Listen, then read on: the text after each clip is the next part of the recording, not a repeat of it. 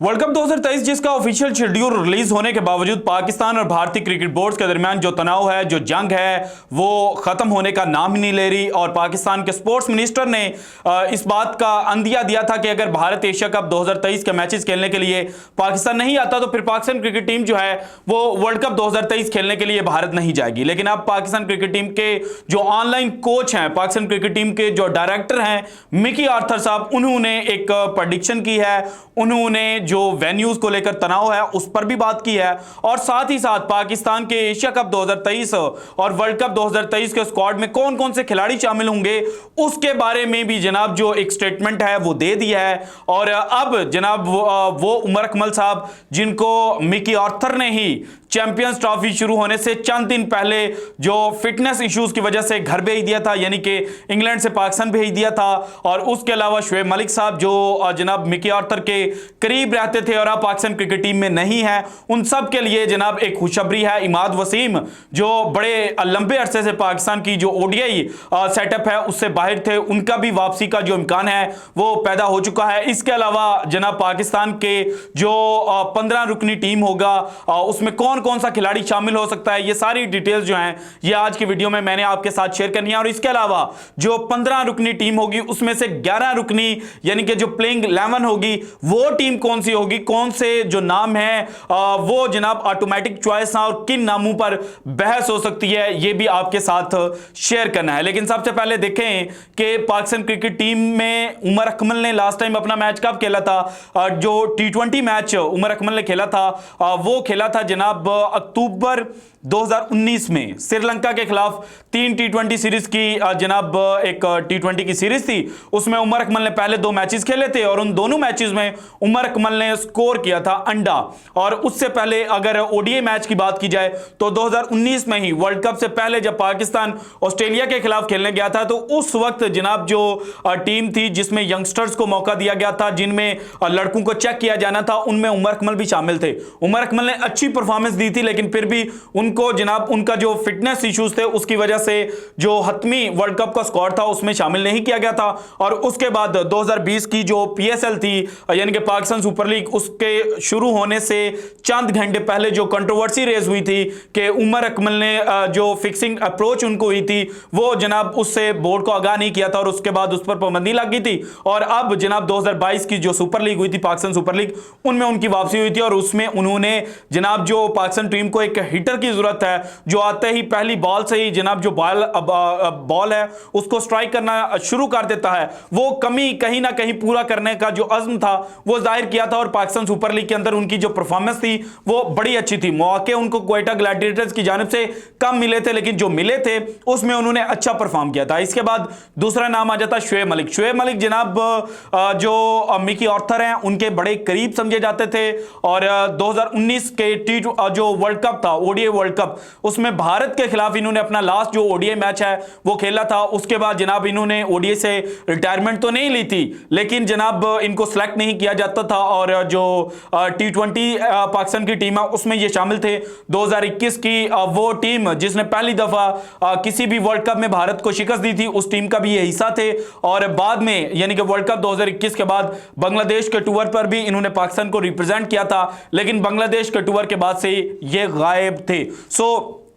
इनकी भी वापसी की बातें हो रही हैं और इनके बारे में मिकी आर्थर ने क्या कहा वो मैं एग्जैक्ट आपके साथ शेयर करता हूं। लेकिन जो तीसरा बड़ा नाम इसमें सामने आ रहा है वो है हारिस सोहेल। हारिस सोहेल जो है उनकी जनाब जब भी वर्ल्ड कप शुरू होने वाला होता है तो अचानक कहीं से नमूदार हो जाते हैं, पूरा सीजन जो होता है उसमें ये आउट होते हैं। लेकिन अब चूंकि वर्ल्ड कप का जो दिन है वो गिने जा चुके हैं और पाकिस्तान को एक स्ट्राइकर की जरूरत है, सो हारिस सोहेल का भी जो नाम है वो बहुत ज्यादा लिया जा रहा है। हारिस सोहेल ने जो लास्ट ओडीआई खेला था वो पाकिस्तान जब न्यूजीलैंड के खिलाफ सीरीज खेल रहा था उसका पहला ओडीआई था। उसके बाद ये इंजर्ड हो गए थे और इंजरी के बाद, इनके इंजर्ड होने के बाद जो इफ्तिखार अहमद है उन्होंने हारिस सोहेल को रिप्लेस किया था पाकिस्तान क्रिकेट टीम में। अब जनाब ये 3 बैट्समैन है जिनको लेकर लेकर चर्चा हो रही है। जबकि जो चौथा नाम है वो है इमाद वसीम का। इमाद वसीम बड़े लंबे अरसे से पाकिस्तान क्रिकेट टीम से आउट है, लेकिन इमाद वसीम जो है वो भी मिकी आर्थर के जो फेवरेट लोग हैं उनमें इनको शुमार किया जाता है। सो इनके हवाले से भी बातें हो रही है कि जनाब ये भी वापस आ सकते हैं। और जो पांचवा नाम है वो है जनाब मोहम्मद आमिर का। मोहम्मद आमिर ऑन एयर ये बात कर चुके हैं कि जनाब मैं तो बूढ़ा हो चुका हूं, अब यंगस्टर्स को मौका देना चाहिए, लेकिन फिर भी जनाब इनके नाम को लेकर इस वक्त जो सवालात हैं वो जन्म ले रहे हैं कि इनकी वापसी होने जा रही है वर्ल्ड कप 2023 में। अब आते हैं जनाब मिकी आर्थर ने क्या। मिकी आर्थर ने कहा है कि पाकिस्तान का जो लास्ट ओडीआई सीरीज खेली गई थी, यानी कि 18 रुकनी जो टीम सेलेक्ट की गई थी, वही टीम जो है, वही पूल ऑफ प्लेयर्स जो है, उनमें से वर्ल्ड कप 2023 के लिए जो लड़के हैं वो उनको चुना जाएगा। जबकि 2 से 3 नाम यानी कि इमाद वसीम, मोहम्मद आमिर, शुएब मलिक, हारिस सुहेल और जो उमर अकमल है, उन पांचों नामों को लेकर जब सवाल किया गया तो उन्होंने कहा कि अभी मैं इनको क्लैरिफाई नहीं कर सकता, लेकिन इनमें से कुछ जो लड़के हैं वो जनाब हमारी अप्रोच में, हम उनको अप्रोच कर सकते हैं और हम चाहते हैं कि जनाब वो पाकिस्तान क्रिकेट टीम को वर्ल्ड कप 2023 में रिप्रेजेंट करें। अब एग्जैक्ट नाम उन्होंने क्यों नहीं लिए, जनाब इसके पीछे की कहानी क्या है ये बाद में पता चलेगी, लेकिन फिल वक्त जो 5 नाम हैं, इन 5 नामों में से पाकिस्तान को रिप्रेजेंट करता हुआ कौन सा नजर आ रहा है ये आपके साथ शेयर करूं। सबसे पहले देखें पाकिस्तान का जो 18 रुकनी स्क्वाड था न्यूजीलैंड के खिलाफ जो सिलेक्ट किया गया था वो किन किन खिलाड़ियों पर शामिल था। कप्तान बाबर आजम थे, शादाब खान वाइस कैप्टन थे, उसके बाद अब्दुल्ला शफीक जो थे उनको सिलेक्ट किया गया था, फखर जमान थे, हारिस रऊफ थे, हारिस सुहेल थे, एहसानुल्लाह थे, इमामुल हक थे, मोहम्मद नवाज थे, मोहम्मद रिजवान थे, मोहम्मद वसीम जूनियर थे, नसीम शाह थे, सलमान अली आगा थे, शाहीन शाह अफरीदी थे, शान मसूद थे और उसामा मीर थे। अब जब इनको कैरेक्टराइज किया जाता है यानी कि प्लेइंग 11 में कौन कौन से खिलाड़ी हो सकते हैं, सबसे पहले तो फखर जमान और इमामुल हक पाकिस्तान के ओपनिंग खिलाड़ी होंगे। इस पर किसी किस्म की जो बहस है वो नहीं की जा सकती। ये जनाब इस वक्त जो ओडीआई के टॉप ट्रैकिंग बल्लेबाज हैं उनमें इनका जनाब जो शुमार है वो किया जाता है। इसके बाद आते हैं बाबर आजम, यानी कि पाकिस्तान के जो पहले 3 खिलाड़ी हैं वो ऑटोमेटिक चॉइस हैं और उसके बाद चौथे नंबर पर मोहम्मद रिजवान आ सकते हैं। 4 प्लेयर पाकिस्तान के पास कंफर्म प्लेयर हैं। इसके बाद आते हैं पाकिस्तान के पास ऑलराउंडर्स की लिस्ट में सलमान अली आगा। सलमान अली आगा को लास्ट जनाब जो सीजन है उसमें जिस तरह से ओडीआई सेटअप के अंदर इंस्टॉल किया गया और जिस तरह से उनको मौके दिए गए थे तो अब जनाब जब वर्ल्ड कप 2023 बिल्कुल सर पर आन पहुंचा है तो उनको एग्जिट नहीं किया जा सकता। सो सलमान अली आगा जो हैं वो भी पाकिस्तान की ऑटोमेटिक चॉइस है। उसके बाद जो नाम जनाब ऑटोमेटिक चॉइस में लिया जाता है वो है शाहीन शाह अफरीदी, हारिस रऊफ और जनाब नसीम शाह। 3 बॉलर आपके पास ऑटोमेटिक चॉइस हैं और ऊपर से 3 जो बैट्समैन हैं 4 वो ऑटोमेटिक चॉइस हैं और एक ऑलराउंडर सलमान अली आगा की सूरत में आपके पास ऑटोमेटिक चॉइस है। यानी कि 8 खिलाड़ी जो हैं वो प्लेइंग 11 के पाकिस्तान के पास इस वक्त कंफर्म है। जबकि 3 नामों पर जो बहस है वो की जा सकती है। उसमें एक पोजीशन है जो जनाब उसामा मीर और शादाब खान के दरमियान जनाब जंग है, क्योंकि एशियन कंडीशंस में मैचेस खेले जाने हैं, पाकिस्तान से मिलती जुलती कंडीशंस है। सो इन कंडीशंस में पाकिस्तान या तो दोनों लेग स्पिनर्स के साथ भी जा सकता है या दोनों में से एक का होना लाजमी है। सो जो शादाब खान है उनको बड़े मौके दिए गए, लेकिन जनाब उसामा मीर जो है उनकी एक अनएक्सपेक्टेड जो है वो दोबारा क्रिकेट के ओरिजिन पर वापसी हुई थी और अभी रिसेंट जो जनाब ब्लास्ट T20 ब्लास्ट उन्होंने खेला है इसमें पाकिस्तान के जिन खिलाड़ियों ने जनाब परफॉर्मेंस की उनमें सबसे ऊपर जो नाम लिया जाता है वो उसामा मीर का है। उसामा मीर को सिर्फ लेग स्पिनर के तौर पर कुछ अर्सा पहले तक देखा जाता था, लेकिन अब जनाब उन्होंने जो ऑलराउंडर वाली जनाब सलाहियत है वो इख्तियार कर लिया। आप खुद देखें कि उसामा मीर ने जो 6 इनिंग्स में बैटिंग की है T20 ब्लास्ट के दौरान उसमें उन्होंने 132 रन बनाए हैं 163 के स्ट्राइक रेट के साथ और उसके अलावा 11 जो उन्होंने इनिंग्स में बॉलिंग की उसमें से 19 विकेटें जो है वो उसामा मीर ने हासिल की।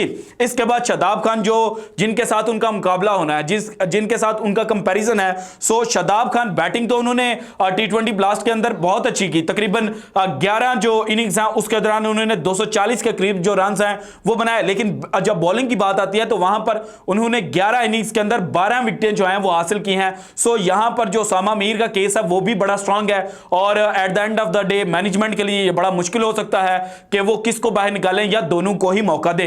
इसके बाद जो जनाब 2 मजीद प्लेयर्स हैं जिनके दरमियान डिस्कशन होना अभी बाकी है, वो है जनाब इमाद वसीम और जो जनाब मोहम्मद नवाज है। मोहम्मद नवाज को शादाब खान बहुत ज़्यादा बैकिंग करते हैं, जबकि इमाद वसीम को जो हमारे मिकी आर्थर साहब हैं उनकी बैकिंग हासिल है। सो इन दोनों के दरमियान भी जो टसल है वो देखने को मिलेगी और इन दोनों का भी कंपैरिजन जो है वो ड्रा किया जाएगा कि इन दोनों में से किसको शामिल करना है। अब सबसे इंपॉर्टेंट जो कैटेगरी है कि पाकिस्तान को एक जो हार्ड हिटर है उसकी जरूरत है। अब ऊपर वाले अगर आप 4 बैट्समैन चेक किए जाएं तो उसमें जो इमाम और फखर हैं वो जनाब स्ट्राइक रोटेट करते हुए नजर आएंगे। फखर जो है वो किसी हद तक हिटिंग जो है वो करते हैं। उसके बाद बाबर आजम वो क्लास अपनी शो करते हैं, वो जनाब उतने तेज रन्स नहीं बनाते जितने जनाब उनसे एक्सपेक्ट किया जाता है या जितना ओडीआई के अंदर होना चाहिए, लेकिन फिर भी उनका स्ट्राइक रेट जो है वो 90 के करीब है। सो अच्छी रफ्तार है। लेकिन एक पावर हिटर जो पहली बॉल से ही जाते जो बॉल है उसको ग्राउंड के बाहर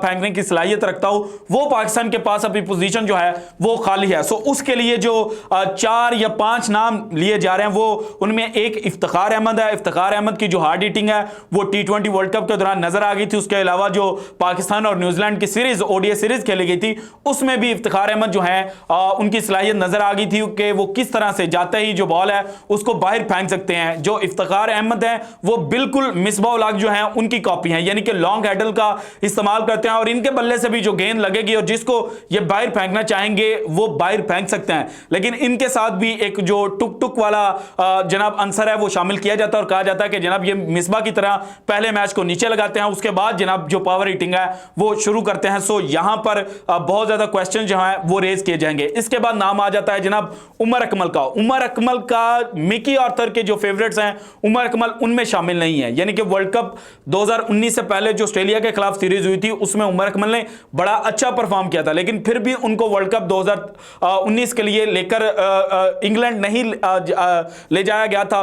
सो उमर अकमल मिकी आर्थर के साथ किस तरह से सेट होते हैं यह देखना पड़ेगा और उमर अकमल की सलाहियत जो है उससे कोई भी इनकार नहीं कर सकता, यानी कि ये उन प्लेयर्स में शामिल है शाहिद अफरीदी और अब्दुल रज़ाक के जाने के बाद जिनके बारे में यह तस्वुर किया जाता था कि ये उनके गैप को फिल करेंगे, उनकी तरह पावर हिटिंग करेंगे और इनकी जो पावर हिटिंग सलाहियत है कि जनाब ये बॉल को कहीं पर भी बाउंड्री की जो सैर है वो करवा सकते हैं। सो इन पर भी जो अच्छी खासी डिबेट है वो की जाएगी। इसके बाद शुएब मलिक को एशियन कंडीशंस में जब जनाब जो स्पिनर्स हैं वो हैवी होते हुए नजर आएंगे वहां पर बहुत ज्यादा इस्तेमाल किया जा सकता है। सो शुएब मलिक जो है वो भी एक जनाब जो पाकिस्तान की प्लेइंग 11 या 15 जनाब स्क्वाड होगा 15 रुकनी, उसमें एक अहम कंटेंडर के तौर पर देखे जाएंगे। लेकिन चूंकि उन्होंने वर्ल्ड कप 2019 के बाद से मैच नहीं खेला और उनको उस तरह से पाकिस्तान का ये जो नया सेटअप बना था कप्तान बाबर आजम के अंडर उसमें शामिल नहीं किया गया था। सो लगता यह है कि शायद शुएब मलिक को अगेन जनाब जो वर्ल्ड कप 2023 है उसमें शामिल ना किया जाए। सम हाउस चांसेस हैं, लेकिन मेजॉरिटी जो है वो इसी चीज की मुखालफत करेगी कि शुएब मलिक जो है वो इंक्लूड नहीं होंगे, जबकि उनकी जगह पर उमर अकमल और इफ्तिखार अहमद के जो नाम है वो ज़ेर बायस आएंगे। जबकि एक जो ऑटोमेटिक चॉइस हो सकती है वो है हारिस सोहेल की। हारिस सोहेल जो है सियालकोट से उनका ताल्लुक है, थोड़े से लेजी समझे जाते हैं, लेकिन इनके पास भी पावर हिटिंग एबिलिटी जो है वो मौजूद है। 2019 का जब साउथ अफ्रीका के खिलाफ पाकिस्तान का मैच था तो इन्होंने पॉइंट के ऊपर से छक्के लगाए थे, यानी कि इनकी इतनी प्योर क्लास है और जितना ही अच्छा फास्ट बॉलर्स को खेलते हैं उतना ही अच्छा जो हारिस सोहेल है वो स्पिनर्स को भी खेलते हैं। सो हारिस सोहेल भी एक ऑटोमेटिक चॉइस हो सकते हैं, लेकिन इस वक्त जो ऑन पेपर चीजें नजर आ रही हैं उसमें जो पाकिस्तान का 15 रुकनी स्क्वाड होगा उसमें इफ्तिखार अहमद, हारिस सोहेल या उमर अकमल इन 3 प्लेयर्स में से 2 खिलाड़ियों को शामिल किया जाएगा। जबकि एक मजीद बॉलर जो है वो एहसानुल्लाह या जमान खान के नाम जो कुरा है वो निकल सकता है। एहसानुल्लाह के पास पेस है, लेकिन जमान खान के पास कहा जाता है कि दिमाग है और जमान खान जो है वो अंडर प्रेशर बहुत अच्छी बॉलिंग करते हैं। इस वक्त वो डर्बी शायर को T20 ब्लास्ट के अंदर रिप्रेजेंट कर रहे थे और जनाब मिकी आर्थर जो हैं उन पर बहुत गहरी नजर थी। सो इन 2 जो फास्ट बॉलर्स हैं इनमें से भी किसी एक के नाम जो कुरा है वो निकल सकता है। सो इस तरह से पाकिस्तान का जो खत्मी स्क्वाड है वो फाइनल किया जाएगा। So this is it from today's episode. अगर आपको वीडियो पसंद आई तो लाइक कीजिएगा, ज्यादा से ज्यादा शेयर कीजिएगा और पाकिस्तान के स्क्वाड में आप किस खिलाड़ी को देखना चाहते हैं अपनी कीमती राय का इजहार लाजमी कीजिएगा।